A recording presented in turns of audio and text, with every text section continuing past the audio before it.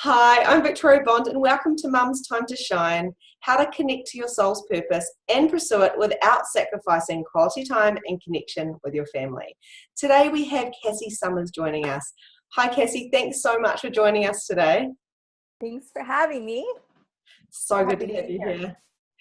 Cassy is Access Consciousness certified facilitator. So you actually teach quite a few different classes, which is incredible. And also you're a co-creator of I Am Beauty with Sarah Grandiniti. Yes.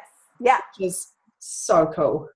It's been such an amazing experience being the co-creator of that and watching it evolve and being in that movement. Creating your own specialty class. Yeah.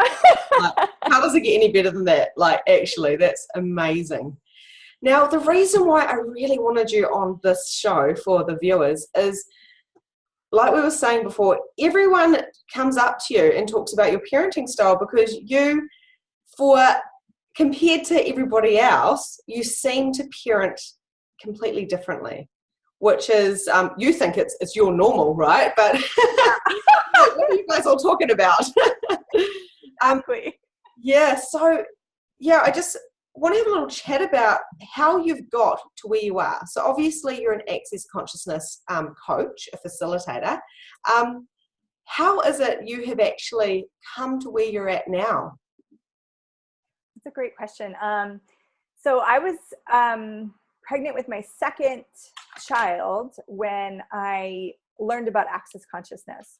So before that, with my firstborn, I was definitely trying to do parenting perfect. I was read every book. I had, like the sleep books and the eating books and the child psychology books. And I actually had before background in childcare. I'd even taken college courses on it. I was going to get, in Canada, we have like an ECE, kind of a certification, all this stuff here. Because I wanted to be like the best parent I could possibly be for these little people that I was bringing into the world. And when I came to Access Consciousness and learned the tools that they present and a whole different way of being you with parenting, I actually got to start like looking at how I would like to be with it, how my kids are, not putting them into the box of like whatever the book was saying, acknowledging who they are, and then getting to like create my own style of parenting, which was way more fun and way easier. And it's so different. Like compared to like how, well, even I was brought up, I consider myself being brought up amazingly with parents that, they had boundaries, they had rules, they definitely, we had to have manners, we had to do this, we had to do that, which is fantastic because that's how they knew, and they would have tried to better their parenting, parents kind of thing. But what is it that you do that's so different to the other parents? I think one is that I ask questions about everything. And I don't mean, when I say ask questions, it's not I question myself, because parents do that a lot. They question everything. Am I doing it right? Am I doing it wrong? But I go into question of everything. So for instance, so it might be bedtime, right? And that's it, and like growing up, you learn these things. It's bedtime, you go to bed, that's it. Like these are the things, and this is because you need a certain amount of sleep and all these things. So, but now, so with the tools of Access and just my own developing my parenting style, is I ask every day, I'm always in the question of what's required that day, what's required with the kids that day, is when is bedtime going to be? Like, when is dinner time going to be? I might have a general idea, but I don't have the anything kind of carved in stone anymore. So that when, a lot of parents I see, they have like, these are the rules at our house. They have a set of like rules, and this creates a stability for them and for them a lot of ease. And then what created me here is really.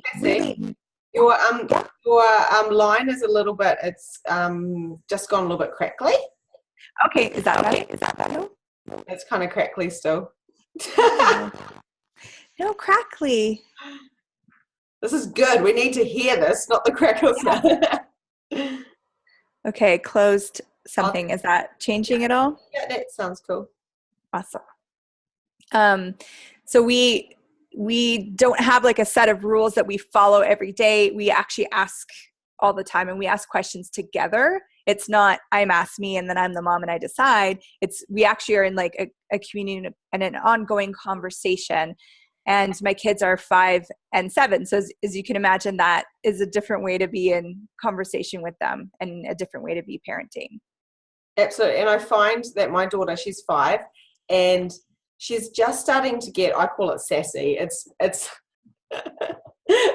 she's not really sassy. She's really just finding, like, they start using the beta part of their brains or something from about 5 or 6 years old, apparently. And she's just starting to find her voice and say, don't talk to me like that. Like if I'm getting a little bit stressed, like, come on, we've got to leave the house. She goes, Mum, be nice to me. Don't talk to me like that, or whatever it is. So I'm finding that I can't even, I can't parent her like with strictness. It doesn't work with her because she's such a conscious little being. And I also find the transition to conscious parenting, I'm always conscious of how I'm parenting, but then sometimes I'm finding myself going back to the other way because of how I've been conditioned, and, you know, starting to go, okay, I'm the parent, I'm going to put you in your room, I'll do this. And so what is your advice? Because you've gone from one to the other. Yeah. What is your advice for mums that they find themselves yelling? They find themselves saying, 6 o'clock dinner, no, eat this, and they're controlling. Let's face it, we're controlling the living daylights out of our kids. So true. You can only control your husband or your partner for so long before they put their foot down. And your kids, they can have a tantrum, but you're their parent, so you can boss them. And I see it every day. And, you know, I see it in myself too. So that's why I've changed my parenting style. Sorry. So what is your advice for those parents that want to change? They want to be more of a parent like you are. Yeah. Okay. So, well, one thing I would really give them is, when can you start catching yourself? And not out of like, oh, I did it again, I'm wrong. Okay. But when you start like, okay, this is something I want to change, and you really kind of be in that space of choice about it, then when it starts to occur, how fast can you catch yourself? Maybe the first time you've already done the yelling. And you're like, okay, all right, I chose that. Okay, cool. So next time I'd like to choose maybe to be in more question, or even look at, was that me? Am I parenting like I've seen other people parent? Is that really how I like to parent?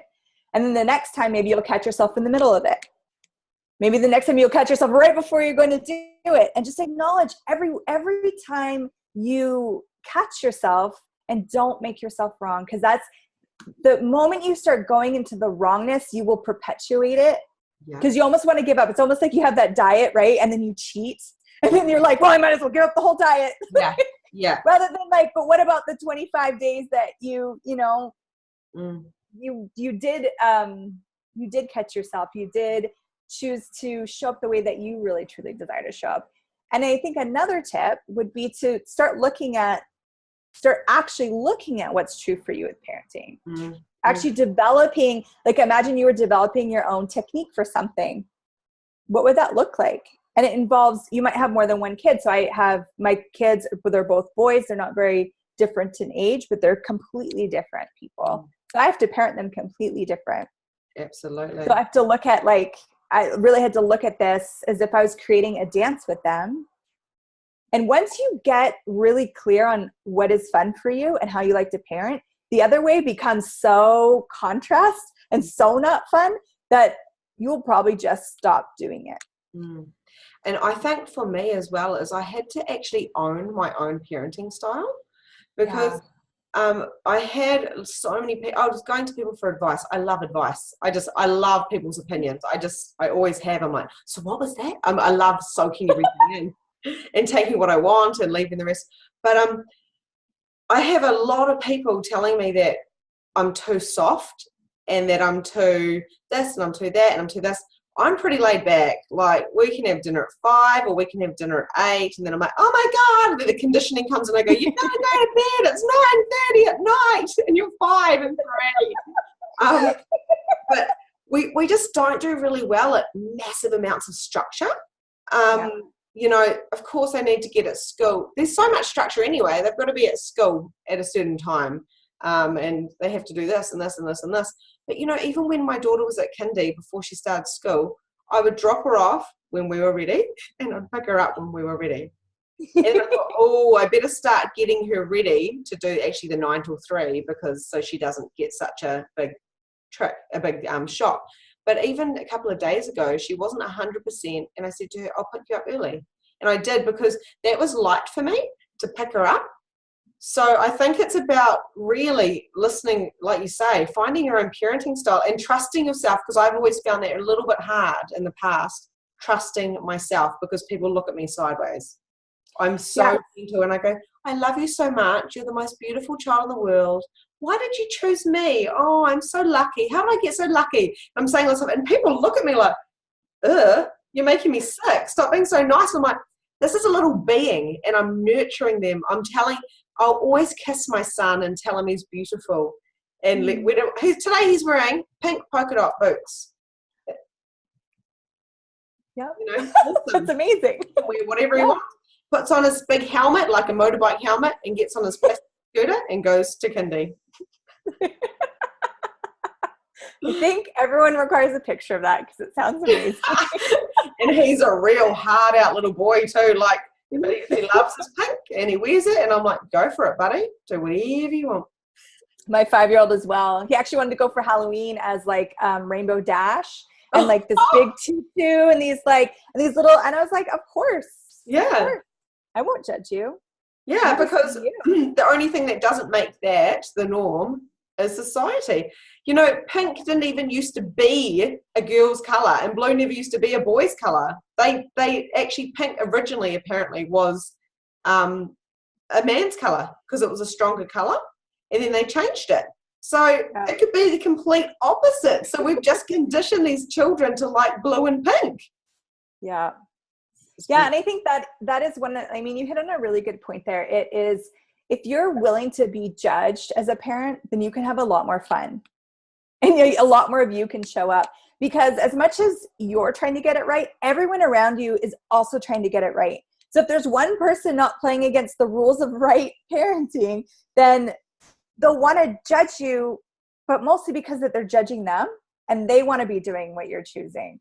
And just remember that. And it doesn't actually even mean that you have to separate. Like, I think when I first started going to, I have different hair. And when Xander went to kindergarten, all the kids would talk about how weird his mom's hair was. And he came out of school and he really upset. He's like, Mom, everyone's talking about how weird your hair is. And I was like, oh, well, to them it is weird. And he's like, oh, yeah. But I didn't make it wrong or make them wrong. I didn't make myself right. I just acknowledged what was going on and then was super present with him. And he's like, oh, well, I don't find it weird. And I'm like, cool, I don't find it weird either. And then it was just dissolved. It was like, but we're just willing. And now, I went from kindergarten to grade 1 and now I'm in grade 2. And it's become, people are just kind of used to us being like the wacky family that gets there, that's running around the field, that's really loud, like having a lot of fun all the time. And sometimes people join in. Yeah. And I think my husband always says these things to me. He's very clever, and he'll say, I'll be like, oh, I'm a bit nervous about going to this because I feel like no one might talk to me, or this has been in the past. Now I actually just rock up and I don't care. But I've always had this little kind of underlying shy thing from when I was real little. Being the first child of 5, we never went to daycare or anything, so I was with my mum all the time. And I was very like, oh my God, these human beings, like, what is going on? I've always been different. Let's face it, I've always been quite intuitive and not quite fitted in. And my husband always says, you just need to remember everybody else is in exactly the same situation as you. They don't care about you, like, in the nicest way possible. They care about what they're portraying.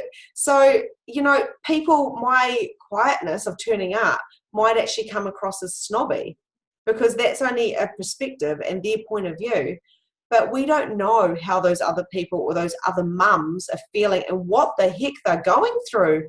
They might be in really bad relationships, well, relationships that aren't working, or not sleeping. And so every time someone says something to me, I go, but you know, you don't know how much sleep she's had in the last week, or you don't know what that child's been up to, or these children are so intuitive, and their energy, like I'm with my kids quite often, but especially when I'm trying to create something and my focus is somewhere else, they're on me.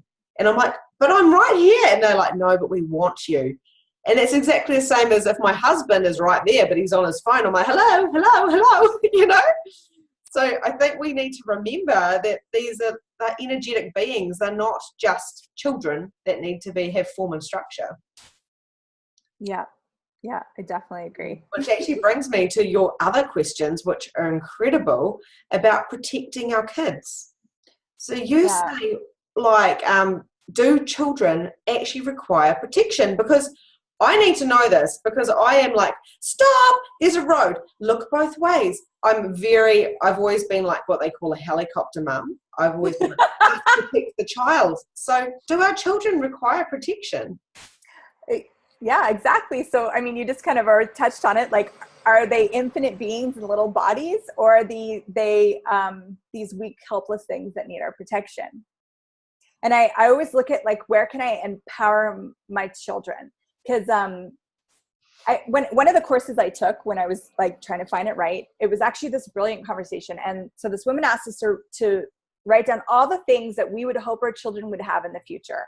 Like what traits, what qualities. And we're like, leader, world changer, you know, someone like in the community, and all this stuff. And then she said, okay, so all these traits, will they fall under someone that does everything that they're told, never questions anything, obeys by all the rules? We're like, no. So I always look at that. I've looked at that, like, what would I like to facilitate for my kids when they're older? And one of them is to be totally empowered, to know who they are, to trust who they are. And with that, if I go into protection of them, I'm telling them in some way, with or without words, that they are not powerful, that they are less than me, that they are weak. And so that can bring up a lot for a parent, especially when you have, like, some people have the runaway toddlers, you know, like they're just run into traffic. They just, you know, it's just how they are. Yep. So the difference of being there and having their back and making sure they don't run into traffic, or protecting them. So I'm going to give you like a little story for a good example. So my kid was in grade 1, Xander, the oldest. And in school, they had done this activity where they had to create their own superhero. And this is when Captain Underpants was really big thing. Awesome. So his superhero had underpants on the outside. And he was like, this is the best thing ever. So he comes home, he's showing me, and I'm like, this is so great. And he's so excited. He's like, and Mom, tomorrow we have to come dressed as our superhero. And I'm like, okay. So we put together his costume. We like duct taped a cape to his thing, and he put his underpants on the outside. And we went to school. And we were the only ones dressed up, because he actually just made that up in his head, and nobody else was dressed up. Like, okay, that's fine. We'll have fun with this. And so we're on the playground, like, before school, and kids are playing, and this big group of, like, the old kids start coming, and they spot him, and they start walking up. So now my guard goes up, and I'm like, they're about to come over here and judge my kid, and they're going to make him wrong. And he's in this space of, like, no barriers, absolute joy, because he's being this superhero.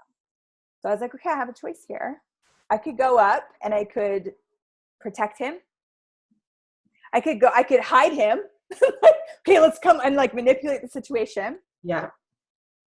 Or I could ask the question, okay, does he have this? And I asked myself, like, in my head, and it was for me. So anything for me, when I get a sense of lightness about it, I just know it's true. When I start to contract and I'm like, then I know that there's something else I need to look at. So for me, there's like a sense of lightness. He has this. I don't need to protect him. So I made sure I was close enough to stand by him, but I didn't make it look like I was staring at anyone. And they all came around him. They surrounded him and started laughing at him and pointing. And they're like, you have underpants. And they were making him so wrong. They were judging him and laughing at him. And he stood there with the biggest smile on his face and just stood there and stood there and stood there. And eventually, like, just smiling and giggling. And then because he didn't resist them, they just kind of like left. And then I went up to him after. I said, hey, how was that for you? And he said, oh, that was awesome. All those kids came up and they just kept giving me all this energy. I was like, yeah. Oh, wow. Because he didn't have me projecting on him, that's evil, that's awful, I can't believe what those kids are doing. Yeah. He was in just this total space of receiving without a judgment. And he was actually more empowered to know that if that ever shows up in the future, that he knows how to deal with it. Absolutely. When I'm not there. Oh my gosh, that makes me feel all emotional. Wow, that's amazing. Because I mean, I can just resonate with that, because not that that's happened to my child, but I could see my son doing that because he is larger than life. I just dropped him off at kindy and this kid said no, because my son's got a huge energy, and he said, no, I don't want to play with you. And I'm like, oh no, how do I deal with this? And I'm like, so I went out to the kid and I was like, hey, and I was like, CJ, just make sure you give this little boy his space, because I think it's about teaching our kids to give them the space. But that story is beautiful, because my son he's like, he would definitely do something like that, and I would instantly think, what do I do? Because your first thing is you want to like grab the kids and say, Mama bear. yeah. But they need to learn, because they're going to turn into adults, and they need to, when they leave home at like 18 or whenever they decide to leave home, they need to have those tools. And especially if they're being brought up in more of a conscious family and conscious parenting, sometimes people might look at them like they're different or try and make them wrong because they don't understand it. Yeah. And then so the second part of that was me having his back. So I see having someone's back and protecting them really differently. So having someone's back for me is like, I'm willing to do and be whatever you require in the moment, and without a conclusion of what has to happen. So, you know, him seeing like that I was close enough, that was me having his back. And then also me coming up and asking him a question, not projecting on him. And not like, if I would have asked, was that hard for you? Like, do you see how I would have implanted that little thing? I said, how was that for you? Totally open question. It could have been anything. So that was me showing up and having his back. And I think some parents feel like they either need to ignore and remove themselves to empower their kid, almost like throwing them out in front of the bus, or they have to hover around them. And what if there was something even different where it's like, hey, cool, I'm so present with you. I have your back, and I know you can do this, and if you ask for my assistance, I will 100% step in and be the adult with the parent here. And even as time, there's going to be more and more of this as we go forward. It's just a given.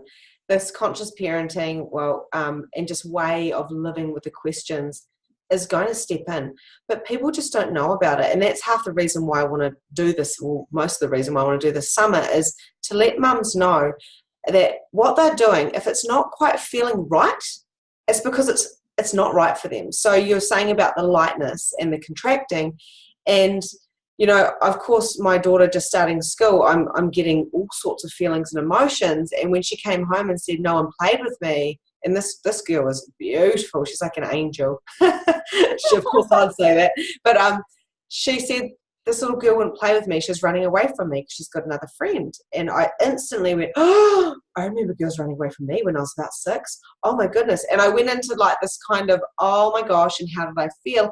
And then I started realizing, okay, this doesn't belong to me. Or who does this belong to? And start saying that, because my daughter is not me. And I think a lot of parents maybe need to have a look at themselves when they're going into judgment of what is right or wrong for their kids. Right. And making them us, and not acknowledging, the difference that they are.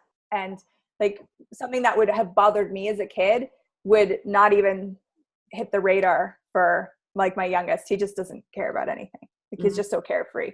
But it would have crushed me as a child. And we, like you said, we often will like throw that on our kids rather than being, oh, so what was that like for you?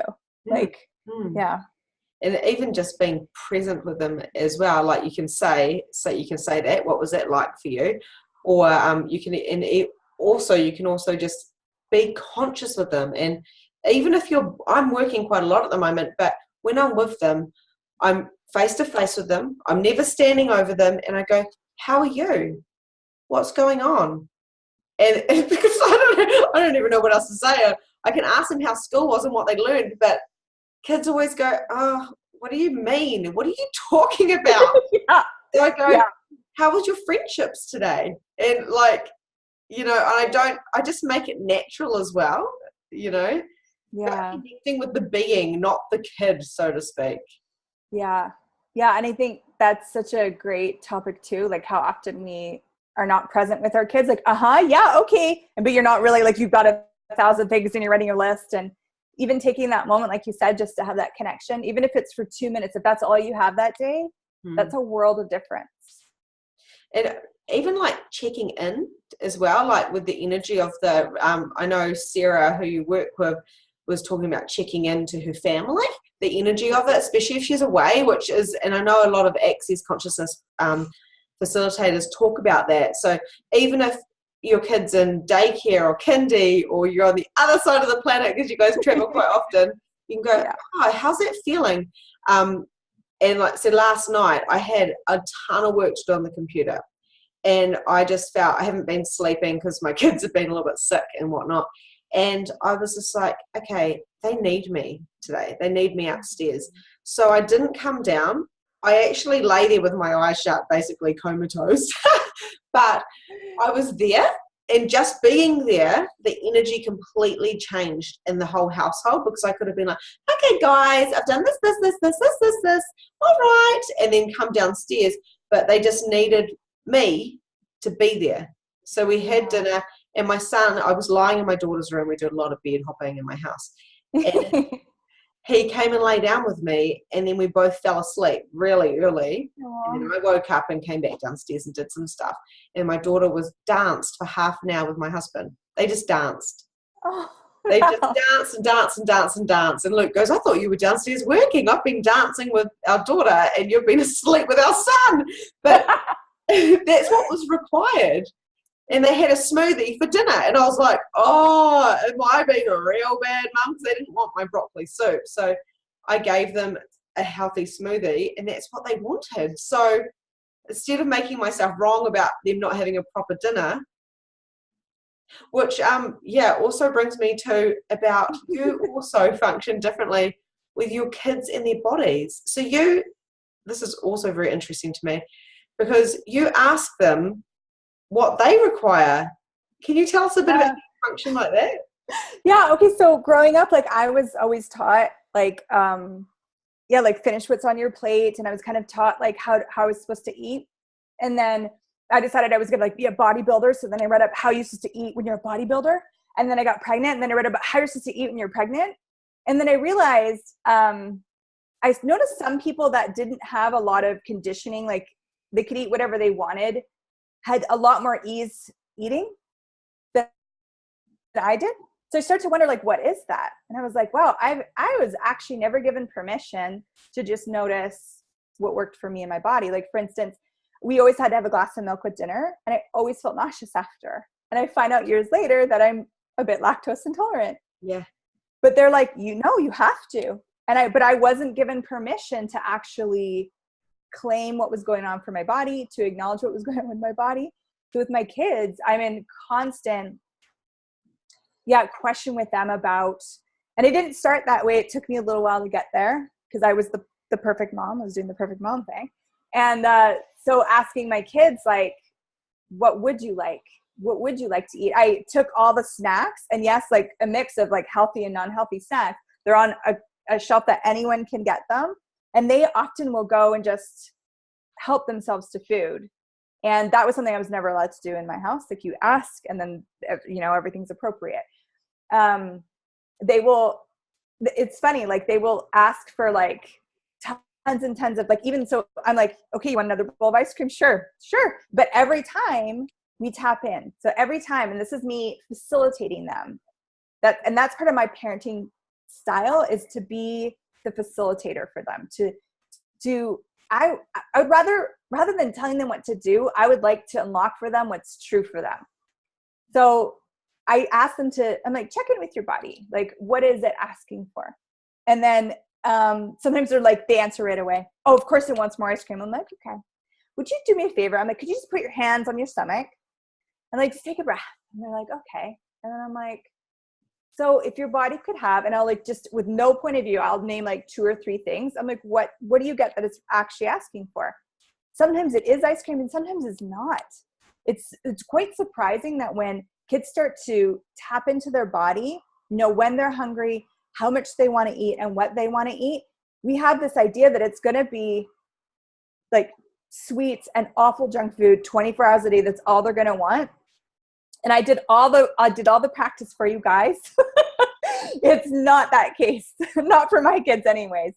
We may have days where they're asking for a lot of that. And then we have days where they just want like fresh tomatoes. It's like, they just want so much fresh. I'm like, that's a lot of tomatoes. Okay, let's eat the tomatoes. And other days where, they're eating other like bizarre things. And so what I'm cultivating with them is a sense so that when they become an adult, they're not having the issues that so many people have where they eat beyond, like they're full, but they just keep eating. Or they're eating things that their body, they find, how many people do you know have gone to a naturopath and found out they're allergic to half the things that they eat? Mm. Yeah. Mm. So kids actually, like, what if we innately come in with this, like animals don't eat things often, like they have a greater sense of like what they need for their body. What if we have that too, but we're conditioned out of it?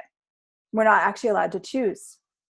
So that's what I've been cultivating. And what's showed up is this sense of, surprisingly, how food jumps to this is they have this ownership over their body, which delights me so much, because I think that's another thing where kids feel like they don't even own them. They don't, like, they have someone else telling them when to eat, when to sleep, when they're even allowed to cry, what they have to do 24 hours a day. Mm-hmm. You become subject to everyone else's point of view. And then eventually you get older and you go, okay, go have fun in the world, like, goodbye. And then they're like, I don't even know how to be. I don't even know anything that's true for me. Mm. Or they find someone who was similar to their parents so they can be told what to do and to eat, to function. Yep. Yeah, it's so interesting. And even the last few years, I've changed dramatically. Like, I will actually, now that I'm an access consciousness facilitator, I will be like, I used to always grab the cookies, and I'm drinking quite a lot of coffee at the moment because I've got to say I'm having a few cups a day because I'm not functioning on much sleep, which is an interesting point of view because I know I don't need it. But, that's the one little thing I'm holding on to at the moment. But I always grab the cookies and the chocolate and had the wine at night. And I was wondering, my body was like literally disintegrating before my very eyes. And I actually have doctors on this show as well to talk about our body and what is actually happening. Because when we're not listening, it is amazing. So I actually did that as well. And I thought, okay, body, what do you require? I'm standing there. And I was like, oh my God, the apple just like popped at me. And I was like, I want an apple? I never want an apple. And I rubbed it off, so just in case there was, there's probably sprays and all sorts of stuff on it. And it was such a good apple. And then I felt so good. And I was like, I listened to my body. So it's as simple as saying, like, for us adults, okay, body, what do you require? And then you might go, oh my gosh, I require a glass of water, not a coffee. I require a smoothie, not toast that gives me heartburn all day because I'm actually like whatever intolerant. So my worry with the kids is, I say to my kids, what do you want? And they say chips. So is that when you say, okay, really, how do you work around a 3-year-old that just wants chips and sugar? Right. So there's a couple, I'll give you like 2 different techniques because I've used both. So one, I let them experiment, and I literally let them eat as much until they feel really sick. Mm-hmm. So just not as a punishment, but really so that they can get the awareness of it. Because it's almost like if we've protected them from ever feeling sick then they will never actually know. They have to take our word for it. Like, if you eat all that, you're going to feel sick. But they're like, but that's never happened. I don't believe you. I want to see. So that's one. If you're willing to experiment, like, especially if it's on a weekend or something, you could really like let loose, let them, let them devour. But the difference is okay, just do whatever, but be in conversation constantly. So like, oh, how are you feeling? They're like, I'm fine. Okay. Do you notice, what do you notice with your body? And like with kids, if they touch their body and take some breaths, they usually tune in a little bit more. Yeah. And I ask, and again, I have to take my point of view out of it. Because if my point of view is they're going to eat this stuff and feel sick, then I'm disempowering them, because they're not going to have the awareness. They're going to have to either align with my point of view or resist my point of view. So how's your body feeling? Good. Okay. Do you notice that? Are you having more energy or less energy since you had this? Are you like feel like happier and lighter, or do you like, so asking these questions and be in that question and let them eat anything they want that weekend. That's one way I've done that. It's actually pretty fun and very interesting. Another way that you could do it is you could be like, what would you like to eat? And they go chips. Okay. So then have fun with it. So you could take out, like, especially with little kids. Okay. Take out a little bowl and put like a little bit of chips in it. And then you ask yourself, what is their body desire? Don't let them know what you're doing. Put some grapes in a bowl, put something else in a bowl. Okay. Put it in front of them. Be like, okay, cool. So, and you can even get them to muscle test if you want. You could be like, okay, so here's so now it's like, now you're handing them like the ownership of their body. Okay, cool. Here's your snacks. You eat whatever you want and walk away. Don't let them see you. Don't let them you don't want them to think that you're judging what they're eating. You just like, here you go. And now you've chosen how much works for you, like how many chips work for you. And then they have the option. And if you keep doing that, what starts to break down is the sense that they're not supposed to have something. That's what they want. Mm. And I think all people kind of have this somewhere in their world. If they're not supposed to have something, that's exactly what they want. Mm. If it doesn't matter, then that all the significance starts to come off of what chips even are. It's just another something that they could put in their mouth. Mm. And then once they have these other items in front of them, they might take some chips and they might be like, man, these grapes look so good, I can't resist it.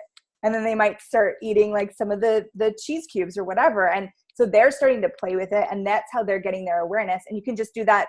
You could even start as little as like one time a day during snack, they get to choose. And then you do that. And then you work into like, and you got to really do what works. And this is with finding your own parenting style. Like, you got to do what works for you. Mm. For some parents, having a kid choose whatever they want over a weekend and just dealing with the craziness, that would not work. And that does not make you wrong. That doesn't make your kids wrong. You got to like play with what really works for you. Even that small thing of giving them that choice is going to start to build that, even at the age of 3. And I actually, it's really interesting you say that, because with my daughter, I know if she has too much dairy, she goes, I got a tummy ache, or too much sugar. And so she'll be like, I want this and I want that. And I go, you can have that. But if you have that, you just need to be, I don't know if this is right or wrong, but you can have that. But if you do have that, just remember last time when you did that, you got a tummy ache, but it's completely your choice if you want to have it. And quite often she just won't. She'll just go, okay, and then she'll run off and she wouldn't have had it. Because I'm like, yeah, sure, you can have some more ice cream if you want. But then I'm thinking, oh my God, I don't want her to get a tummy ache. And I'm like, but just remember, because it's not me getting a tummy ache. So I'm like, well, sweet, if that's what you want to do. Where my son, like the other day, he had this big bowl of grapes. He's like, more, because he wants everything full. He's like me. We're really intense beings. We are all nothing. Where my daughter's just like my husband. They're just beautiful, laid back, and him and I are like, nah! And so he sat there with his bowl of grapes, and I just was watching him. I was like, are you sure you want all of those? You don't have to have them all. It's like, more grapes. He's sitting there eating them. He ate so many grapes. But it must have been okay for his body, because nothing happened. He didn't go, oh my gosh, I got a tummy ache, or nothing. So it might have been the vitamin C he required, or like the water in the grapes. I wouldn't have been able to eat that many, but I thought he's choosing to do it. And so I love what you say about these kids owning their own bodies, using questions. And it doesn't, any parent can do it. You don't have to be an access consciousness facilitator with a whole lot of other things about, which is so cool. Can you tell us a little quickly about what you and Sarah Grandinetti have actually created? I know this isn't about parents, but this is just so cool. With I Am Beauty? Yeah. Yeah, and we actually ended up bringing it into parenting. So I Am Beauty just started with, we were looking at something fun we wanted to create together. And we were like, what if we did, those 30-day challenges on Facebook? Like, let's do a challenge. That would just be so fun. And we're like, okay. So we sat down and we spent a couple hours just creating. And we did it all around beauty. We did it on the aesthetics of the body, but also going deeper than that. And looking at so if we had a challenge every day and you had to acknowledge something about you and do it publicly, what would that create for people? So even we had someone would take a picture of their hands. That doesn't seem hard. And you post a picture to a group of people of your hands. You take a picture of your eyes. And so as the 30-day challenge rolled on, it got a little bit more deep, I guess. And I thought you were going to say that. Pictures of and it's one of the challenges is to write a letter to teenage self about body image, and what would you say? Oh. And people got really vulnerable, and they actually shared a lot. And what we totally did not expect is, as the community grew, there was this total sense of tribe and having each other's back that I've actually never seen anywhere. It's what I always hoped my girlfriends would be. And they were kind of that sometimes in high school, but not. There was total celebrating and total people there was not a post that would go unacknowledged. Wow. And the first round we had 2,000 people and they were posting a lot. So that was quite a bit. We did it again. Now there's over 4,000 people in our group. And and it was just, so we cultivated this tribe energy and just acknowledging the beauty of our bodies, which also acknowledges the beauty of our beings. Not so often it's extreme. It's one way or the other. It's it's all about my physical appearance, and this is the only thing that matters, and I have to put on this perfect face and I have to be this perfect person. Or it's the other way. It's it's all about my spirit and my soul, and my body doesn't matter. And so we were like, what if there's something else possible? What if your body is a huge gift and the way it shows up in the world is a huge gift?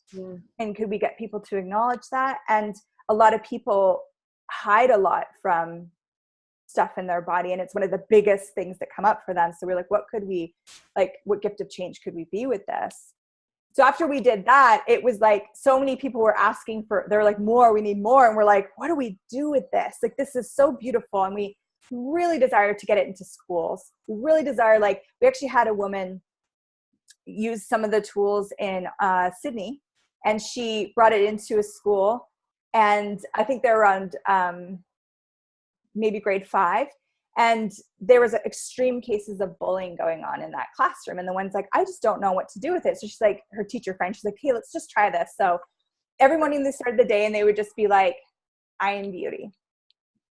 I am beauty. I am beauty. And they would just acknowledge the beauty in them. And then they had them acknowledge the beauty in other people. And I can't remember all the little things, but she just kind of pulled some little, really simple.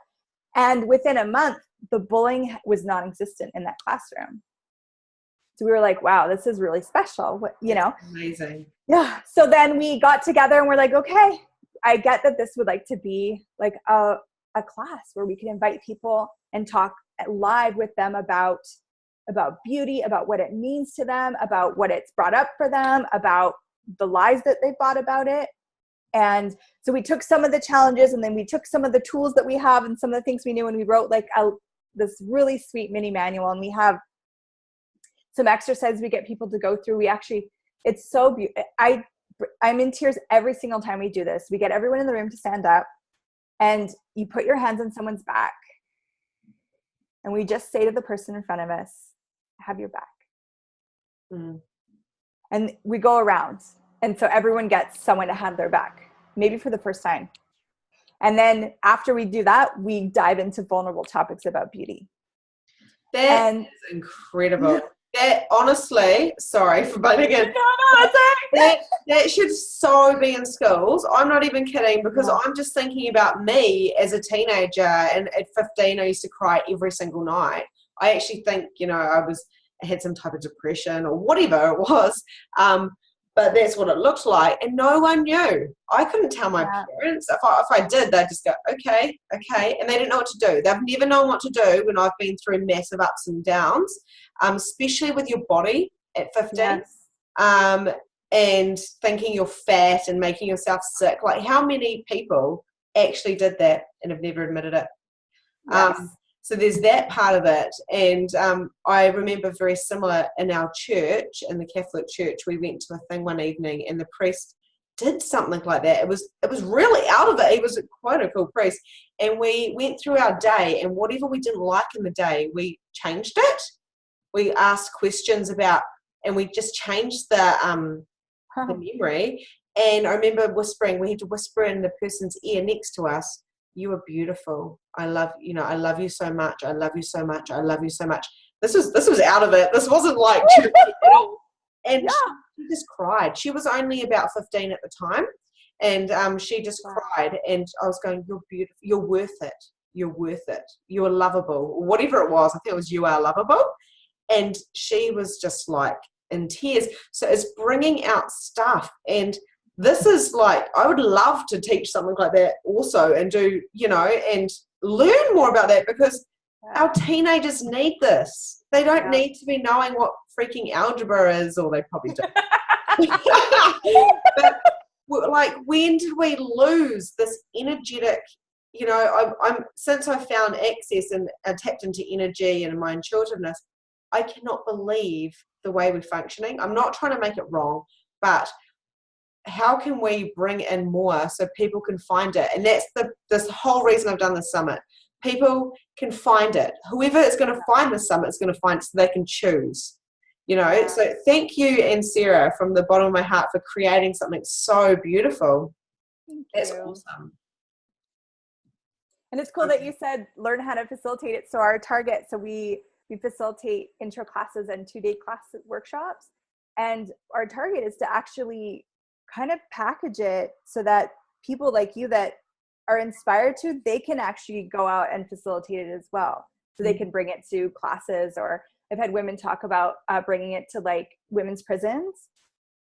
And when we were in Portland for facilitating in Portland, and one of our hosts works with the juvenile system, some of the hardest kids in Portland, and invited them. We just invited them for free, obviously, to come, and 3 of them showed up, which is a big deal. He said they didn't even have rides here. So for these young kids to get to this place to talk about beauty, and there was one of them was a young male. It was so amazing, like what's possible. That's actually incredible. When I was a child, my goal was to open have a shop in the middle of town, but it was free for kids to come to do their homework, and to get all the nourishing they needed, because I was about 12 at the time, I think, and I could see how some of these children weren't going home. I was going home to my mum baking cakes. They were quite dry. Now she's got a lot better at the cakes.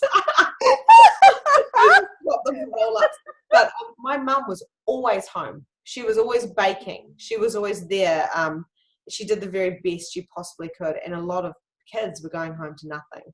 So, I really do feel like this world needs you guys for teaching that stuff. And thank you so much. And I'm going to bring you to New Zealand so you can take all these classes. So Cassy, you and Sarah have a joint gift, because can you please tell us what you're giving us? Sure, yes. Okay, so with this I Am Beauty movement and this I Am Beauty energy, we wanted to play with different aspects of it. So we actually created I Am Beauty with parenting. Wow. So we had, and we had invited on, I can't remember how many people actually were on that group. And so we did these online calls. And so we have the call recordings, and we also did home plays, so that we gave the parents, there were men and women, we gave them like ideas to go home and play with. and to play with their kids. Some of them were really, really easy and simple. Some of them were a little bit pushing their comfort zones. And then we got to come back and talk about it. So we wanted to gift that to you. So there's at least 4 hours of calls and kind of clearings and all the energetic work we do. And then we're going to make some really pretty PDFs of all the home plays that you guys can play with your family. Oh, thank you so much. And thank you guys for joining. And so Cassy and Sarah are giving you the tools. They you can watch this. So, you know, if you're thinking, even though Cassy's made it sound so easy, well, it is easy, really. It's just about doing it. You can still even go deeper into this with this free, incredible gift. So don't miss out on that.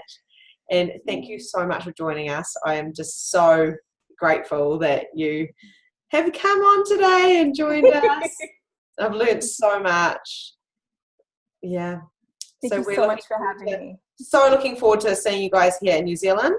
And I know you travel all over the world. But not New Zealand yet. That's going to be really exciting. Don't worry. A friend and I are planning on coming over and seeing you as well. So, so you never know. It may be a cocktail in a year's time. So thanks so much, Cassy. And you guys make sure you tune in tomorrow for our next expert speaker and for some more great information and life-changing techniques and skills.